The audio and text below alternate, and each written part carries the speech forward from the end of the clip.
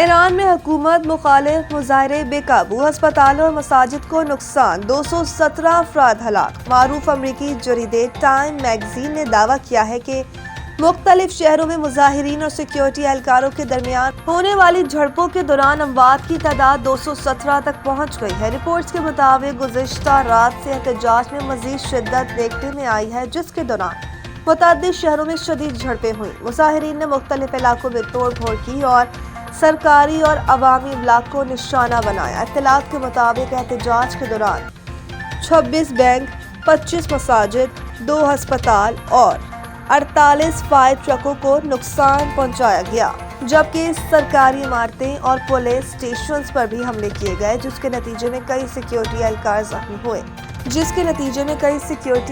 زخمی ہوئے۔ حکام کے مطابق اب تک 2500 افراد کو گرفتار کر لیا گیا ہے، جبکہ ملک کے مختلف حصوں میں انٹرنیٹ سروس بھی معطل ہے۔